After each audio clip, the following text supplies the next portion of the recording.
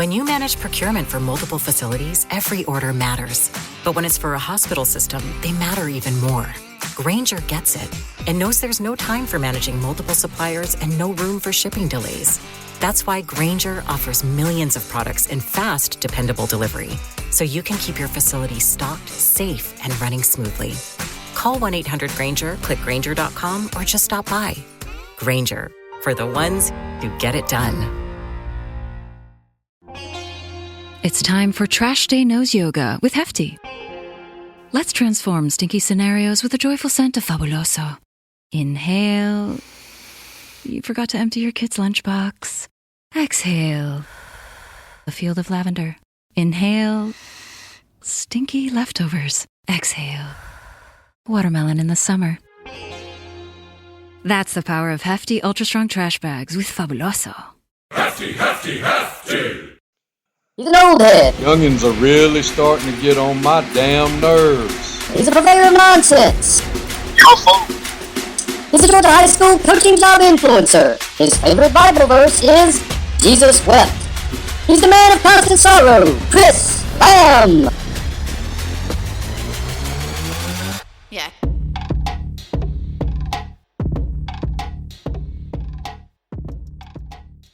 Welcome to episode 12 of Sun Coaches Podcast, where today got Coach Rod Harris, the assistant head coach and assistant athletic director at Peach County High School in Fort Valley, Georgia. I was fortunate enough to work with Rod and meet Coach Harris at Northside Warner Robins about 4 or 5 years ago. And he is an entrepreneur. He's one of the funniest people I've ever met. One of the smartest people I've ever met. And one of the best humans I've ever met. And I hope y'all enjoy. He dropped some wisdom on us today. Rod, thanks for being with us. Well, thank you, man. I really appreciate you introduced me in a way in which I'm trying to figure out exactly who you're talking about. But you did say my name, so we're gonna try to do the best we can. I just appreciate you having me. Well, Coach, I know that you graduated from Jones County High School, and after that, you went on to play where? I went to the University of Tennessee at Martin. So I was in Martin, Tennessee. Yeah, everybody knows Knoxville, of course, and familiar with the Vols. I was in Martin, Tennessee. I started out as a pacer and became a Skyhawk. And they're still currently the Skyhawks, and small time out of West Tennessee. Well, what position did you play? How did that work out? Well, started out playing strong safety. Thoroughly enjoyed it, and we graduated a couple of guys. Going into my redshirt sophomore year, and one of the coaches, my defensive back coach, said, they discussed it as a staff, and they wanted to, see how I felt about going to cornerback. And I said, man, I haven't played cornerback since, my first 2 years of high school. I said, but if that's what y'all need me to do, we could practice it this spring and see how it go. And the rest is history. I thoroughly enjoyed it. Being on that island, and it was a competition, one-on-one deal. We were going from, strictly zone to man-to-man. And, I had fortunate to have some speed. I ran track in high school. And that's one of the things that landed me there, because I had some speed and, somewhat strong. So I could run with it. Most of the receivers, I say anybody, that sounds a little cocky, but, I did have to line up against Terry Owens as a freshman, and it's a big dude. But it ain't bragging if you can do it. Yeah, he didn't outrun me, but he was a lot bigger than I was. But and surprised, of course, he played tight end for UT Chat, but that was my very first game as far as as a freshman. We were on Sports South, that was a big deal at the time, but I was still at strong safety when that happened. So I had to line up, and he was an attached tight end. And, when he came off the ball and stood up, I said, man, this is a little different, because it was basically a big receiver. But like I say, thoroughly enjoyed that. finished up at cornerback and just went straight into coaching. I graduated on a Saturday, and I was cleaning a field house out, not expecting it to be that quick on Monday. I had to, my parents came up for graduation. We were going to leave from there and go to Florida. I don't think we ever went to Disney World after that, now that I think about it. So I think they owe me a trip. But but I had to, jump right into the coaching rankings if I wanted that job. And that job came up, took it. That was at Martin Middle School. So I was the head coach. I interviewed for the job. I'm working at Domino's Pizza, and I'm very wealthy at the time because I'm still on scholarship. And I look in the paper, I said, let me get a job and just kind of make some extra money before I have to start paying bills, And so so I get a job at Domino's, and like I say, I'm wealthy. I'm getting all this tip money and all this money delivering pizzas. And a young lady comes and picks her pizza up, and she starts to discuss opportunities at the middle school. And I said, well, I'll look into it. And I talked with my football secretary, Vicky, and she said, well, Coach, Rod, you want to, go help out at the middle school. So it was the second time somebody had brought it to my attention. I said, yeah, I'll go over there and help out, enjoy it, and kind of start learning a little something. And I sit down for the interview, and I had on a collar shirt at least. And they were interviewing for a head coach, athletic director for the middle school. And like I said, I'm fresh, getting ready to graduate. And I said, you got to be kidding me. So I talked to the principal and told him, I said, man, I think that might be a bit much for me because, I'm new to this. And he said, we talked. He said he think I'd be a great fit. And we went from there. So at the middle school, I'm the head football coach, athletic director, and I'm the assistant DB coach at the high school. So I started out, like a lot of guys did, and I thank God for that start because it helped me learn a lot of different things. I worked with some really good seasoned coaches. My the head DB coach was the assistant principal, so we go back to those days, and you look up and you better have a plan for practice because he may get called to go do something for his assistant principalship, and now you stuck. And so it was really good because we inherited the old high school and where we practiced at as far as the middle school. And there's a little backcountry road, about a little bit less than a mile. I would jog from there. And when I get up to the high school, they were finishing offensive practice. So I could be there for defensive practice. So, you learn a lot, man. And that little time, man, was so valuable for me in my career. Learned a lot from them guys. And where did you go after that? After that, I moved to Memphis for about 45 minutes, Coach.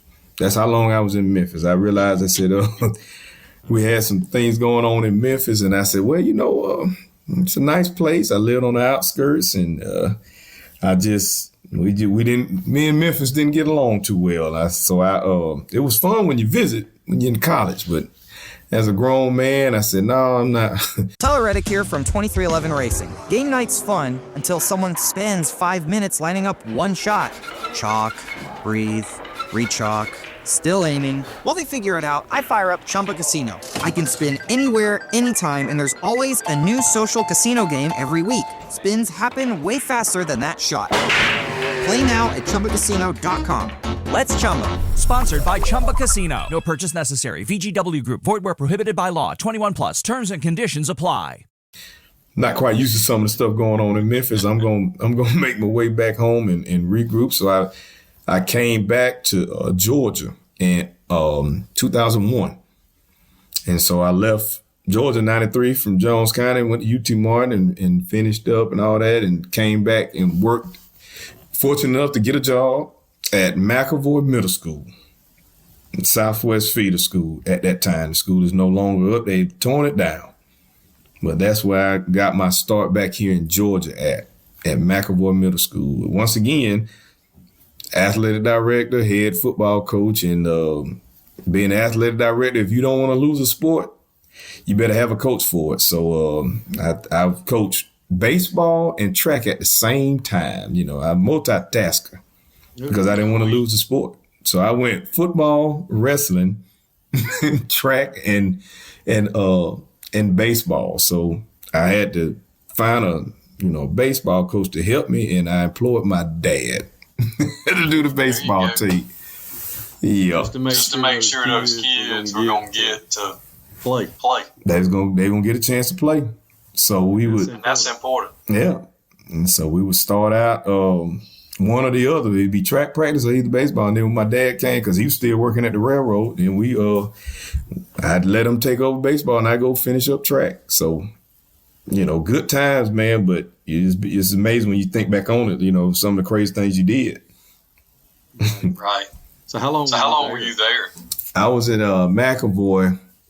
I taught at McAvoy for 3 years, and then I talked with the then athletic director. I asked her to, what I needed to do to get back, at the high school level. I wanted to go back to high school and just kind of go from there. And she said, you can go to Southwest, which was great because you knew all the kids. But the stipulation on it, Coach, was I had to teach elementary PE, and that was a little different. So I taught at Brookdale for two years, Brookdale Elementary, but I coached at Southwest, so I was there. And then from Southwest, that's how I landed in Houston County School System, because I left there and I ended up at Perry High School in 2006. That's my first season there. Who was the head coach when you got to Perry? Andy Scott was the head coach there, and he was a Middle Tennessee, is a Middle Tennessee State guy. So I had to hear a lot about that because we only beat them one time when I was in at UT Martin. So I had to hear a lot about that. But hey, I held on to that one victory, doggone it. But that is where you met the crew. Yeah, that was a turning point of my life, and we're gonna say in a positive way. When you start listing names, that's something else. The likes of Chad Alligood, Sam Saeed, Kevin McDavis, Torrey Howard. You just keep going, and that's the a Northside crew in which we work together in different facets throughout the years, other than Perry. But it's been amazing to still have a good relationship with all those guys, in our travels. But that's what we got together. And I don't think we tormented too many kids, but we have some out there that hopefully they doing well today as adults. Coach Scott told me that you and Sam were notorious for pulling pranks on some of the other coaches on the staff.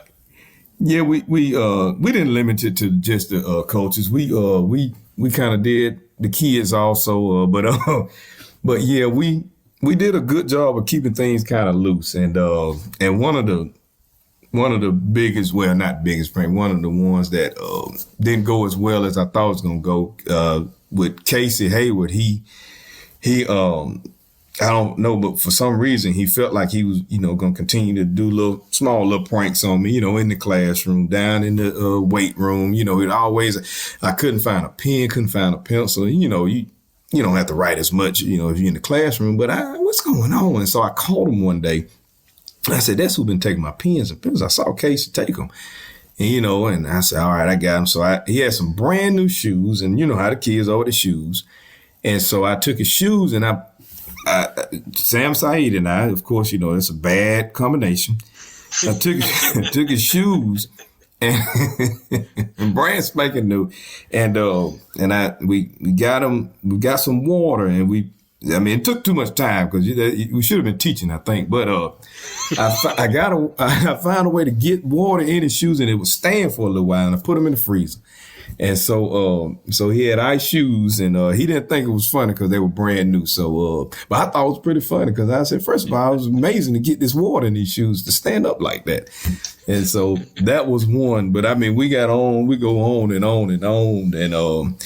And to this day, our kids understand that, me and Sam Saeed, we don't get along well at all. We never have. And kids, we explain to kids that both of us, were on probation for the United States government because of just some strange things that occurred when he and I met. So he tells his side of the story, and then I tell my side of the story, and it has something to do with my NFL career, which I'm pretty sure if you look it up, you'll find it. But it's very short.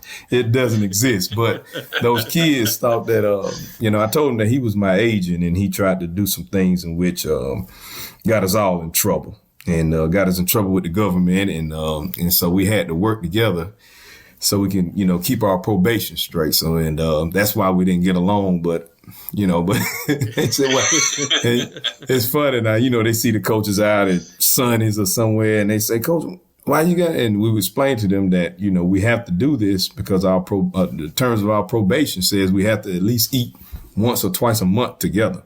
And so they bought into it. The kids coming in, they said they would call him the coach because they couldn't say his name in my room, and in his room they couldn't say my name. So I think we tormented more kids than we did adults, but we had a good time. We had a good time, and like I said, there was a famous Christmas card. Well, I'm gonna keep it PG, but there was some Christmas cards, some birthday cards, and we just wanted to let each other know exactly how we felt about one another as far as those cards were concerned. And Drew McIntyre here from WWE. Wielding the Claymore can be a life of chaos. When I'm not dominating in the ring, Chumba Casino is how this warrior takes a wee break. With hundreds of online social games and new weekly releases, there's always something fresh to try. And those daily boosts, next level. Even my free time feels like Valhalla. So when life feels like a battle, kick up your feet, have some fun, and let's Chumba. No purchase necessary. VGW Group. Void where prohibited by law. See T's and C's. 21 plus. Sponsored by Chumba Casino. And so it was a lot of different things, man. Cars. Whenever we get a new student, Sean Masters was never. He would send them either to my room or Saeed's room or, to Mac Davis, and that child would be tormented that day, brand new to the school, and trying to find either Coach Saeed, Mac Davis, or whoever, and none of us would know who that person is. And so we had one child, she just couldn't take it no more. She walked back to the office and just said, I can't find this coach. And it just so happened to be me on that one. I stopped on it. And that child walked all over the school trying to find me. So it was not good because the principal walked the child to my room. I said, I'll be dog of all times. So Christmas cards, emails, just it was a mess. And like I said, just thoroughly enjoyed that crew, man. Thoroughly enjoyed that crew. Well, things you got to do to get through the dog days, like now. Right. January to spring practice. Yeah. If you're not doing something else. Well, the thing is, you have to have, that variety of, coaches on your staff. You got to have, and I'm one of those old heads, and I'm happy to be able to say it because, the new ones, they want to talk ball at lunch. They want to get on the board and all this and that. And I said, man, I don't want to. It's my lunch period. I want to sit down. I want to, and they look at you like, Coach, you really don't want to talk ball? No, I don't. I want to, how's your family? What's going on with your children? We got some young coaches who, newlyweds, new parents, and just, let's talk about different things like that. I may have a little bit of advice for you. You can use it or not, as far as how the kids are going, what certain things and to not fight with the wife about, just those type of things. So it's some good that comes out of having that guy with a, tad bit of wisdom. We've screwed up enough. I will say that. Oh, yeah. And we know that. So don't do this. You may have that more than anything. But I just, like the situation I'm in now, we have a real good mixture of some new coaches, some in the middle of the career, and then some towards the end. And just trying to make sure they understand certain things, on the football field. For some reason, man, they don't move their goalposts. And them hash marks, they're the numbers. And so you're going to run stuff offensively based off of landmarks. We're going to try to, defend it and everything. But January 31st, I want to know how your family doing, man. What's the latest joke you heard? We do enough of it. And I try to be careful with our kids also because, you look up, it's year round. There's no doubt it's year round. And they need to see that other side of Coach Harris too, though. And that's why I enjoy, track. I enjoy track because of that. You're able to, do those things. I kind of hang out with, my co-workers when they coaching, like Coach Hudson. He's coaching girls basketball. That was not in the plan. But, hey, it's a great thing because we get to know that side also, not just the guys, and then, you build your track team and now you're having fun, and it's not as, strenuous as football in certain aspects of it. So, but they need to see that other side of you, so, that's it. It's just a good mixture of guys, man. And that staff enjoyed, hanging out with one another. We, like this year, we went up to Top Golf, and my golf game, Coach. It don't exist. And I live on the golf course, and people know that. And I said, well, you should be able to play better. No, I'm still enjoying it, so I'm gonna stick with it. I'm gonna stick with that. And so we, we did different things as a new staff.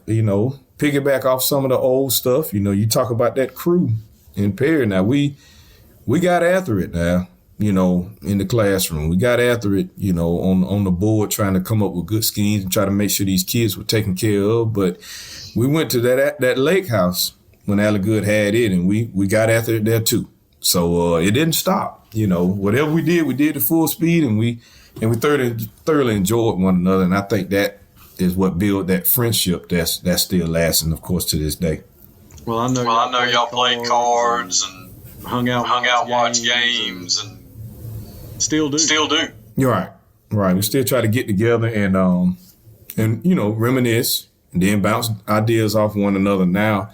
And you and I've had these conversations. It's funny because you transition now. You every now and then you're gonna talk about a little retirement, and I had to learn a lot from a Estes, over at Northside, and Mark Estes and Coach Pope at Northside. He just retired. So, it's funny how those conversations change. You still enjoying it because I don't do poker because I can't stand losing money. I can't stand losing a penny.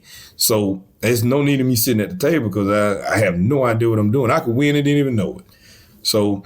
Sound like me. Yeah, so I don't sit at the table, but I come over there and crack a joke and make you laugh and get out of there, But and so everybody had their own cup of tea as far as that part. But like I said, just that camaraderie and we just enjoy it as a coaching staff. You may not want to go up to Top Golf. You may not want to meet at Rigby's for the pool gathering for the guys at the water park. It's just, it's not your thing, but it's best that you do as much of it as you can so you can not only, being around those kids and see a different side, being around your coaching staff too to kind of get that because we all need that outlet and whatever that is.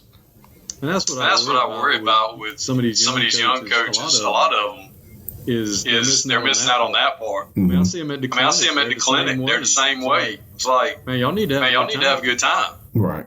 I mean, there's time to learn and all that. But it's a game. Let's enjoy each other. Yeah, Coach, you talk about clinics. I've worked at Glazer Clinic last year and working at this one coming up in Atlanta, and it still holds true. You can sit down in the lobby with DT and get all the football you need because that's where he's gonna hold court. along with some other guys, you know, and talking about David Thrower. You know, he taught me a long time ago that, you know, we was at Perry on my way out of there. He said, man, just sitting there talking with one another is the best coaching clinic. And it still holds true. You know, it's pretty good to go in there and listen to some, you know, some of the college guys, some of the, you know, the high school guys who's successful or who's done something that, you know what I mean, that you may be interested in. It's still pretty cool to do it. But I think it's so much more valuable when you, like I say, you sit down and you may shoot the breeze a little bit, but it's, like I say, it's not as stressful. You know, I may not have to write down one note because everything he's saying, man, I'm soaking it up because I've either done that, called it something different, screwed it up, or had some success from it every now and then. And, man, so how did you get this across to your kids? You know, a lot of times you're not hearing that from that speaker. You're hearing it from, you know, the guy that invited you to the room so you can, you know, we may not write on that mirror anymore, but, you know, we still can talk ball. And there's nothing wrong with it, you know, bouncing ideas off of one another. But just like you said, those young guys, they, you know, they're gung-ho like we were.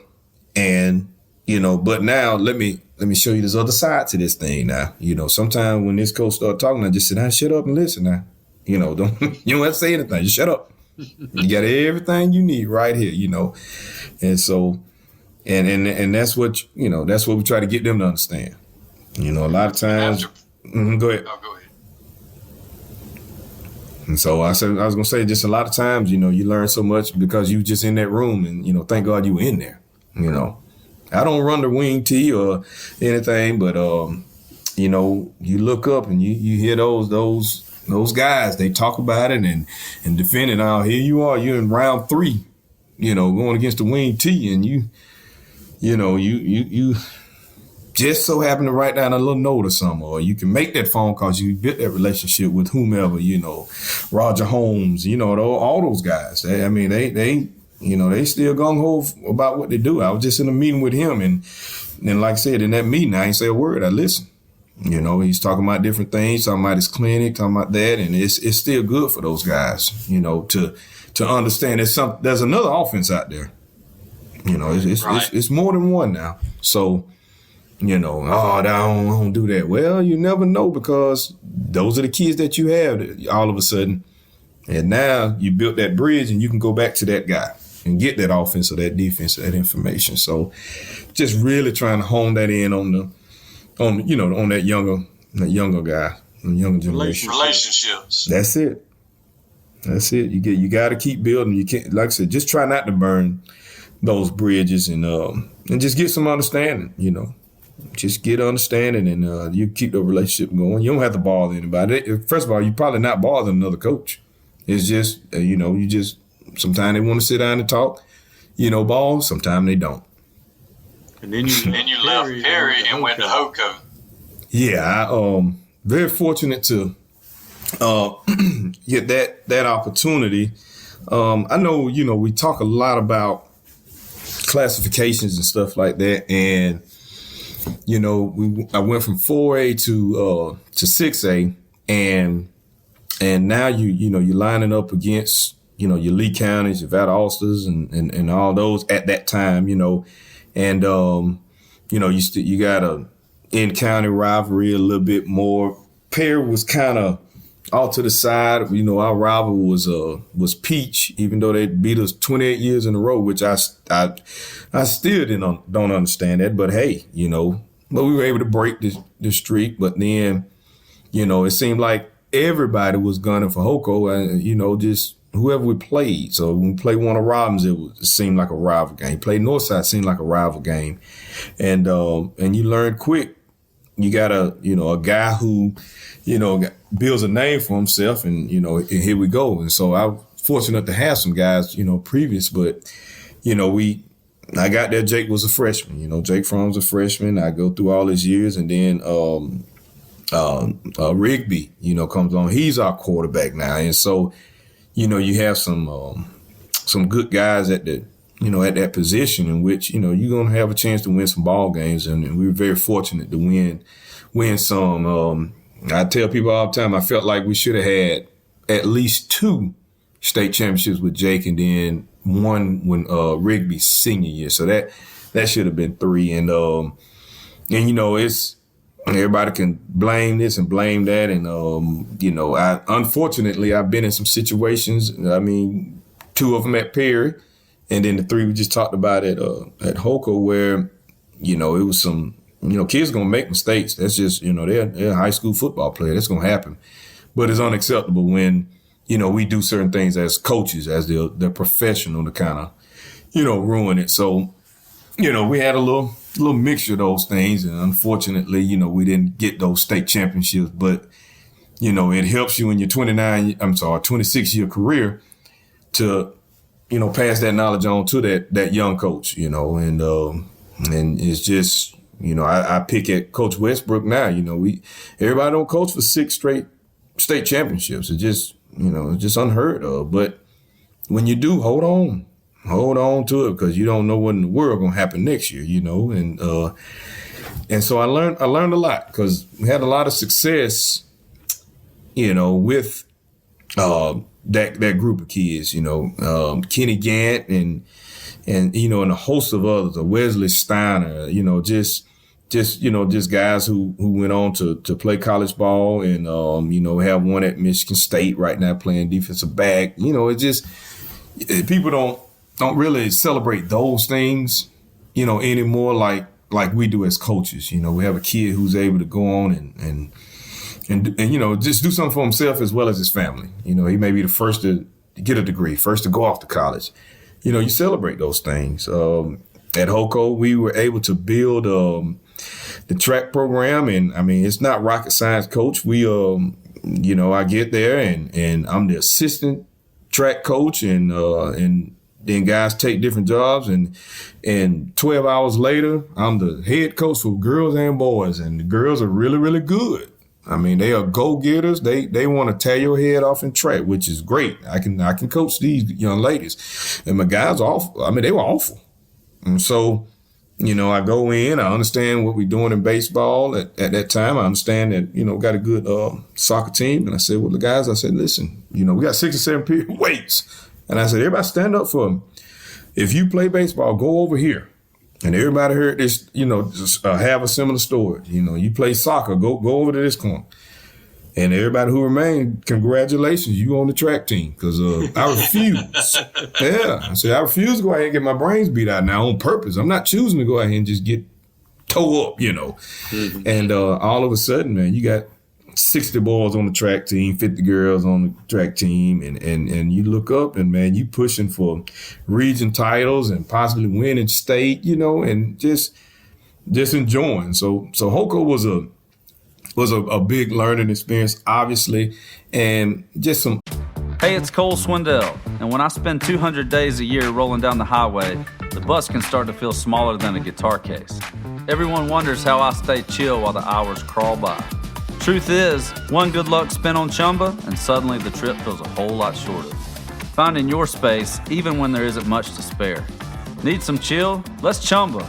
No purchase necessary. VGW Group. Void where prohibited by law. 21 plus TNC Supply. Sponsored by Chumba Casino. Ups and downs here with, and, you know, learn about personnel. That one guy, you know, we lose because of a bad decision. We lose a running back going into the Stockbridge game, and then Stockbridge didn't realize that guy was actually not playing until late in the second quarter. And so D1, Darren Anderson, he's having a game of his life for the first quarter and most of the second. And then they said, well, shoot, how about we just not only double team, let's triple team, you know, in certain cases. And because the running back that we prepare for, he's not back there, because we could throw a swing pass to Kenny, and I promise you he's going to get 25, 50 yards. I mean, just he had that kind of talent. But, you know, like I said, due to a bad decision, he wasn't able to play in that game, and that ended that, which was one of our best teams. You know, when we think the following year we go and play Allatoona, and my best tackler can still to this day, 2024, can tackle that doggone quarterback. He can't tackle and save his life. The quarterback ran forever. He's still running. I hope he's okay, because we almost killed him. from letting them. I mean, we couldn't tackle them, and everybody for Allatoona was coming off an injury. The big time tight end, he got a bad knee and all this and that, and I'm concerned about him. So we didn't design a defense to say, you know what, we're gonna prepare as if everybody is healthy. You know, that's the best thing to do.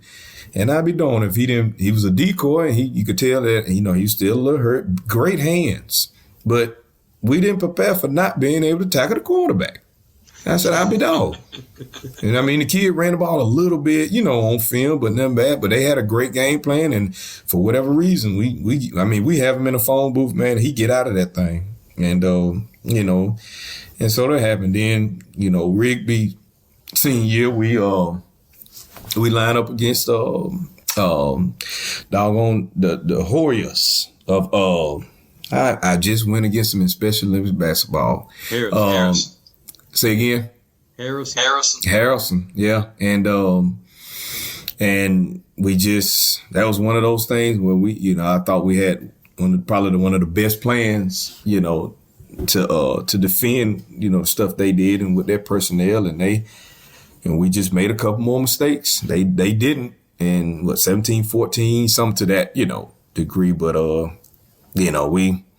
you know, and then, of course, when you get beat by those teams, they go on, and Stockbridge didn't, but they go on to win the, you know, state championship, and you're sitting at the, you know, watching it on TV, and like, that should have been us. Well, it's not.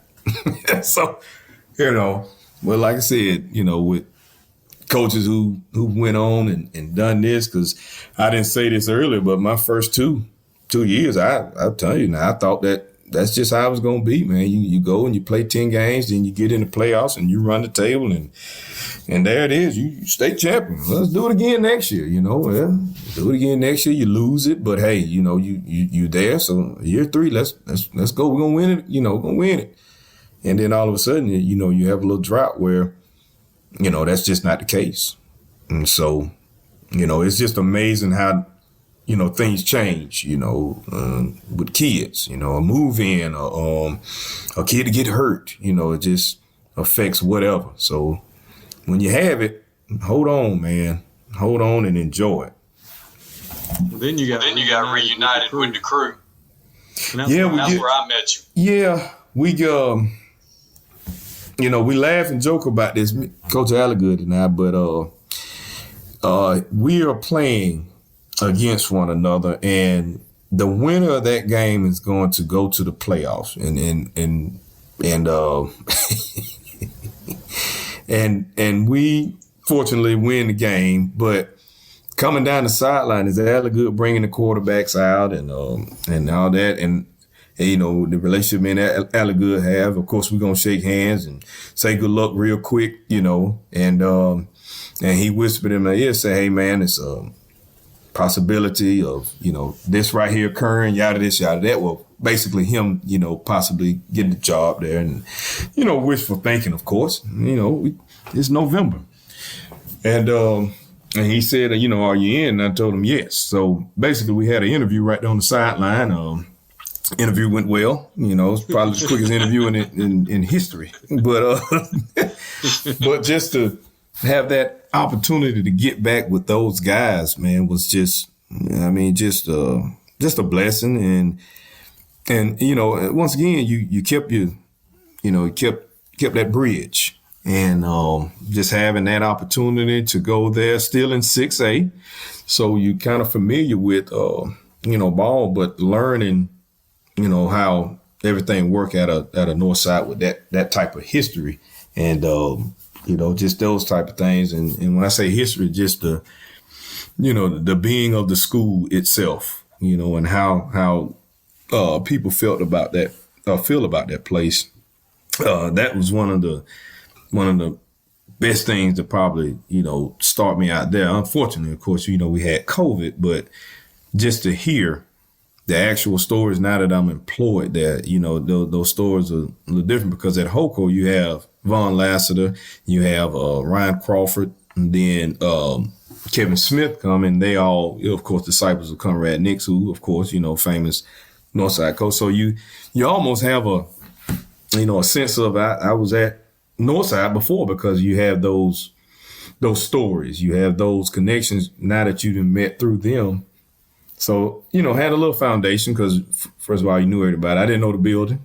I didn't know the community, and that happened pretty quick to get to know them to a point where, now we rolling, but you have a different type of responsibility than what you had, at a house and county. It's you're not Northside, and this is the standard, and this is what we're gonna do, and here we go.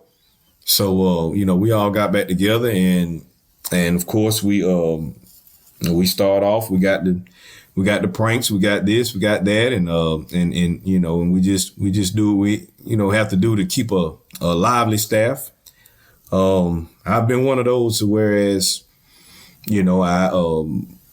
I try to keep certain things off the head coach's desk. And I'm doing that, and I'm doing it for Chad Alligood, who I went to kindergarten with. And so it's a little different, but it's good different because I know him well enough to know, what he needs to hear and what, that don't need to go to him. We good. I'll take care of it, So, that's kind of one of those things in which, you learn, on the way, and you're fortunate to possibly get a job in which now you're getting paid to do it. And so that's kind of, how that assistant head and assistant athletic director stuff came from for now, because you've been doing it so long, Certain things that head coach don't need on his day, especially on game day, He don't need to know that kid don't have any socks. Go get him some, man, we got 2 number 42s tonight. Well, shoot, we had them last week too, guys. I mean, that young 42 probably ain't going to play. But if you do, how about we don't put him out there at the same time,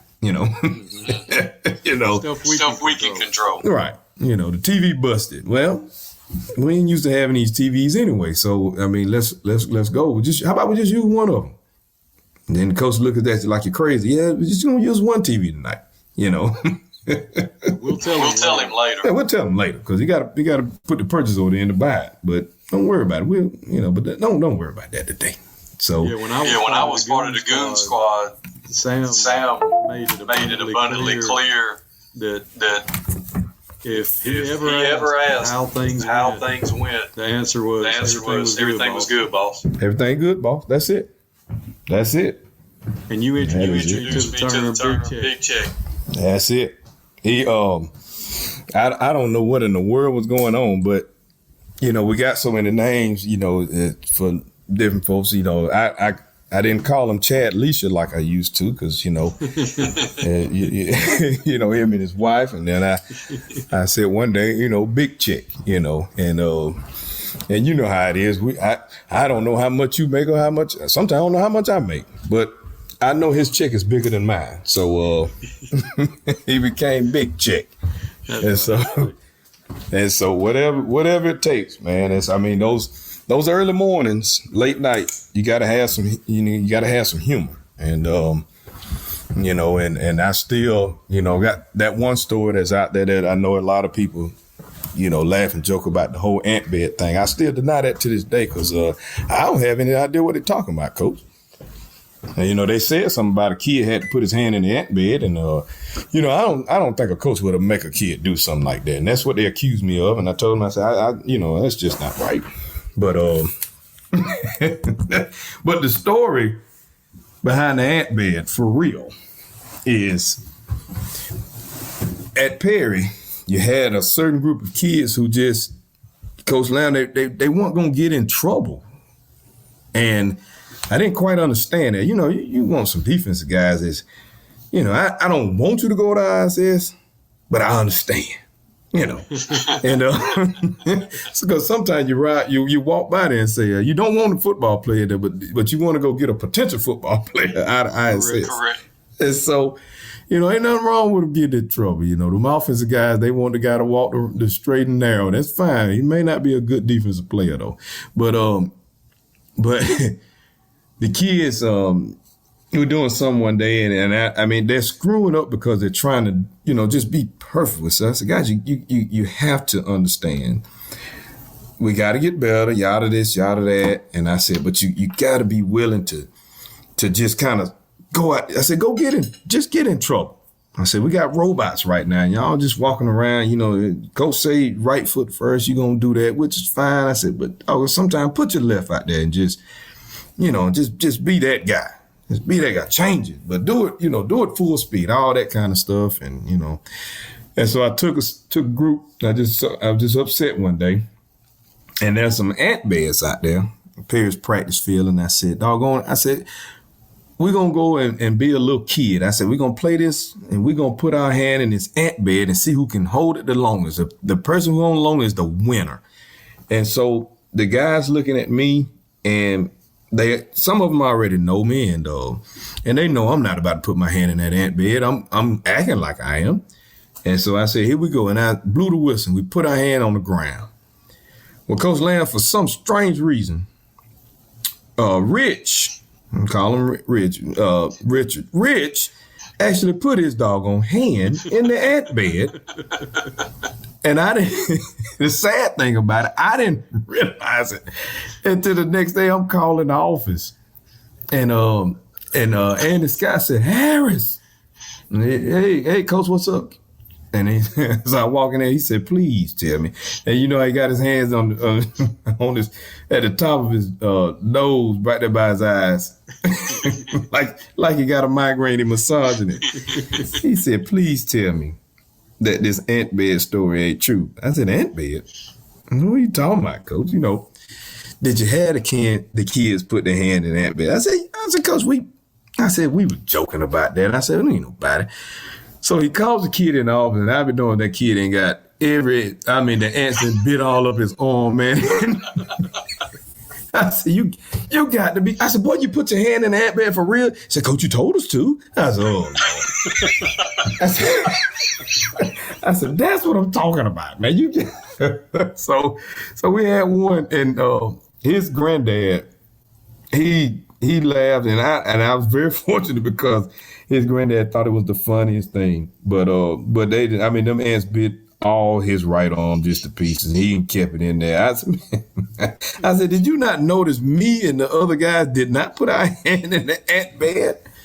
But he was the one to do it. I said, you got to be kidding. So I remember him going to wrestling practice, and I said, man, look, don't put your hand in that bed when you get to wrestling practice. So he was a good kid, but that's the story as far as the ant bed is concerned. So, but like I said, I had no idea that boy put his hand there for real. I said, what are you doing? But hey, he won. He won the game. He won. So and we tell people this stuff, and they don't believe us. They really don't, man. And they really live with them. Exactly. He's probably married with kids and everything children. Right now. Yep. You have children. You have a son. Mm-hmm. I have a son. I watch him do stuff every day. That's it. I just shake my head. Yeah. I had a conversation with a kid the other day. He said, Coach, how's conditioning going for track? And I said, man, things going well. I said, but right now we trying to find that one position. I said, we'll be fine. And the kid said, Coach, what you looking for? I said, man, we need a guy to catch the javelin. And I said, I can't find any. And he said, Coach, I ain't got nothing going on this spring. I might go. And so, unfortunately, I said it right around the time when Coach Hudson was eating, and he about joked it. I said, well, Coach, he's serious heart attack, Coach Larry. I don't have anything going on. I might come out there and catch the javelin for you. I said, well, son, I'll be calling you. And so, but you have to have it, man. You have to. Tyler Reddick here from 2311 Racing. Another checkered flag for the books. Time to celebrate with Chumba. Jump in at ChumbaCasino.com. Let's Chumba. No purchase necessary. VGW Group. Void where prohibited by law. CTNCs. 21+. Sponsored by Chumba Casino. Have it. People ask how you get to those years. I used to ask the same thing, man. How you make it through it? It's great kids, man, and just great stories because you got great doggone guys you didn't work with, man. And that's part of building a relationship with the kids. Mm-hmm. That's it, man. And it lets them know you care about them. You're messing with them. But that's they it, know man. you love them. Right. And then they'll do anything for you because they know you'll do anything for them, you know. And you might be the only man that he talks to all day. Well, you're right. You're right about that. You're right, and you have to be careful because that's something that's valuable that you know, like I say, you in charge of it. You didn't sign up for it. Now it's not in your contract, but you never know, man. That one kid, you know, you didn't make their day. You know, just joking around about something, you know. He will catch a javelin for you. Yeah, catch a javelin for me. He said, I ain't got nothing going on. I might come out here and do that. Well, I said, oh, my Lord. But so that, I guess you don't know what that javelin is, of course. So, but I'm glad that he'll catch it for me, man. But that's awesome. And you're enjoying things in Peach County now. Yeah, now I tell you, Peach County. I never would have thought that I would end up at Peach. I've been, you know, like I said, from Jones County. I coach at Southwest. You know, you're always around Peach County. And for some strange reason, just never thought of it being a landing place for me. But Lionel Brown, the superintendent, you know, he and with Dr. Brown, he and I worked together at Perry. And so, you know, we talked and Coach Westbrook and, you know, and it's been a joy, you know, to go there. It's such a great community. It's a great school. And because of who we are and how we build this relationship, great kids gonna be at every school. You know, I just know we focus sometime on some of the negative stuff, and then we have to be careful because you go to certain schools and you know, this is what they said, you know, all these years, and you realize, man, there's some great families, you know, mixing those schools, and it's just another example of just a great community. They want to win, you know, and that's great to have that versus, we're just happy to be here. You know, we don't want that. You know, you want it, and so they're demanding. And you understand that when you sign up, you know, to coach at a Peach County, the biggest transition for me last year was used to having, you know, 6 cornerbacks. Used to having, you know, I mean, that's going to play. You trying to find a way to rotate them, you know, not just 6 in your group. You may have, 15, 16 in your group, but you know, you got some young ones, and then you have some ones that, you know, are still developing. And then you have your guys that's playing, you know, and I just use that position as an example because, you know, that's where you are when you know, 6 and 7A. And I know we getting rid of 7A, but you know, it's a blessing to have those numbers. And so now all of a sudden you come down and you don't have quite as many, but you have some football players, thank God.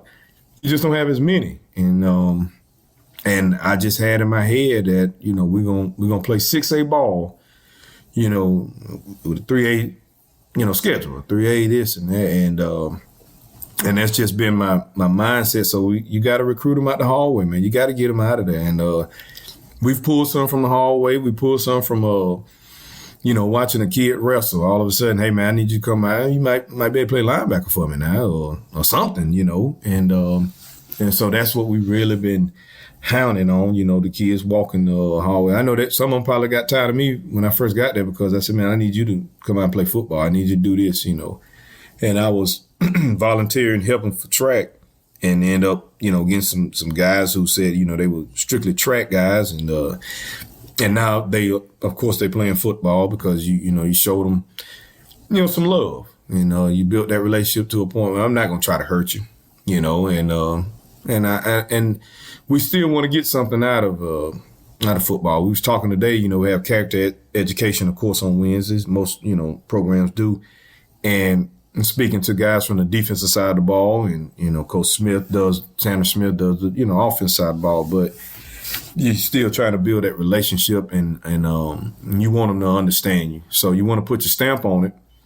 And I told them, I said, guys, we're not far. We haven't got so far that the defense has the defense coordinator's, mentality, same as the offense, the special teams, the head coach. I said, we haven't changed football or any sport to that point where that's not the case. And I said, but in order to get to that, we got to do things away from ball, away from the school. And, with us coming in last February, it was tough because you're trying to find a way to, field a team, trying to find a way to, how does it work here, I mean, simple things like you going from 7 periods over at Northside to block schedule, 4 classes, and, just those kind of things. And you got to build trust from kids, Coach Campbell was there forever. And now that staff is gone and you got to earn those kids' trust.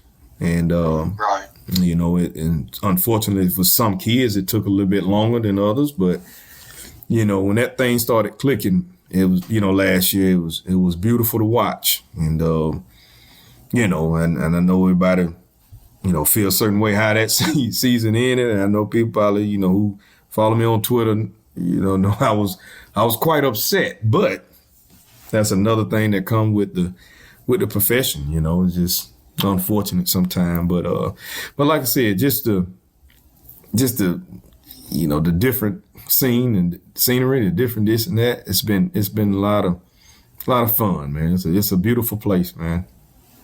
Well, that's awesome. I know that you enjoy dealing with your son, who you affectionately refer to as Two. Mm-hmm. Keeping him busy. Yeah, it's it's your opportunity, to have your son. I have 2 older daughters. Both of them, my oldest played tennis. My middle one, she, did track. But, and everybody, was trying to get me to understand, my wife and I, we're respecting that, boys are different. And, I'm thinking, you talking to a male, how you going to tell me boys are different? I know I don't have any female experience, but I got 30-something years of experience as a male. I know we're different. We have to be different. But those people were hitting it dead on, man. Raising this young man has been different. I was spoiled by my 2 girls now, don't get me wrong. But just the responsibility behind raising a male is it's something else, man. And I know, we have some negative examples in in society, but you want to do it right. I put out a picture when we was at Hoko.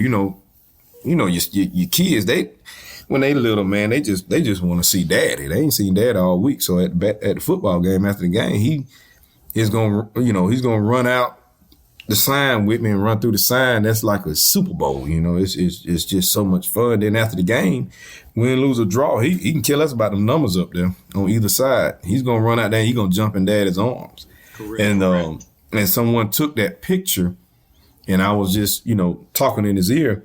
And I want to say we had just won a close game, and I saw that picture and I put it out on Twitter and I said, I don't know, I was just led to say, I have one chance. And what I meant by that tweet was, this is my only son. And we're done having children. And but I got one chance to raise a male in which it's a tough task to raise either one of them. But I got one chance at this little boy right here. And I don't take it lightly. I'm gonna screw some things up, but as a whole, I'm gonna try to make sure he's a responsible, young man. He's respectable. He shows respect. He earns respect, and just as an adult, hopefully he can go out and function, the right way. And that's it. I think we put so much, on it as far as raising kids to a point we don't want to screw up. Well, let's go screw up. Let's go figure it out, But when I say screw up, I'm trying to learn because this kid right here is different from the kids that I have in class, different from my daughters. So in the process of trying to make sure I do the best by him, I like saying I'm going to screw up some stuff, I'm not going to listen to him sometimes because I'm mad, So I screwed up that situation. Let me go fix it, and that type of thing. But I'm trying to make sure that this young man becomes, like I say, productive to a point where he functions in society and understands how to get something out of this thing called enjoyment. Because that's one thing people can say, when it's all said and done, Coach, they gonna say, hey, that cat right there, he enjoyed himself now. He had a good time. So stop all that crying. Go get that chicken and them greens and eat. And because it's gonna go quick, but them coaches gonna eat, but just rest assured that Rod Harris had a great time, and that's what I want, make sure they understand, my girls and too. But like I said, man, we try to keep them busy and just make sure they understand it's it's a lot of different opportunities out there, and it's up to you to go take advantage of them. So. Well, and I just wanted to bring him up just because what you had said earlier, talking to the younger coaches about.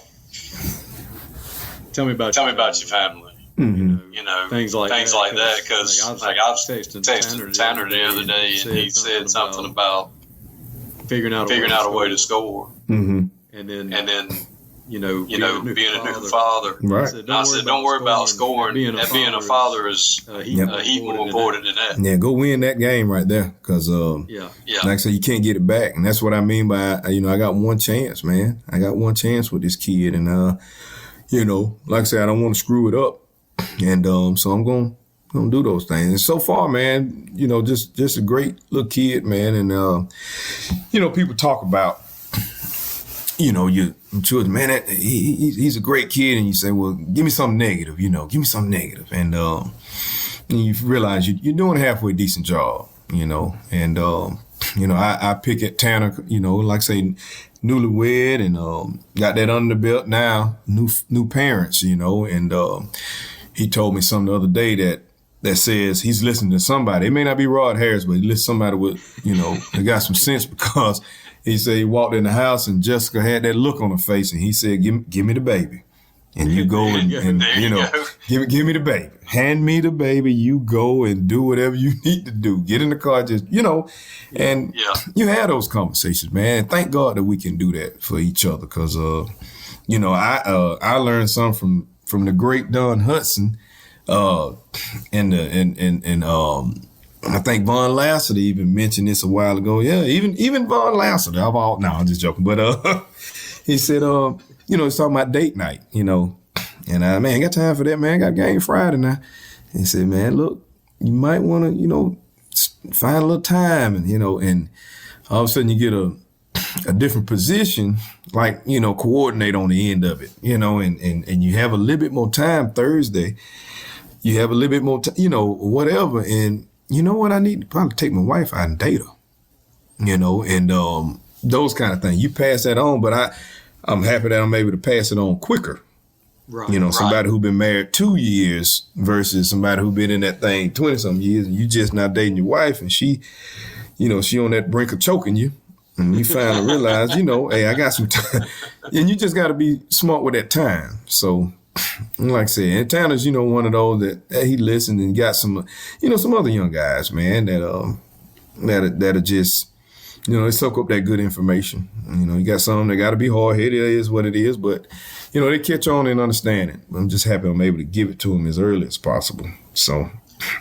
Well, I appreciate your friendship, and I appreciate you being an ambassador for coaches to everybody in this game.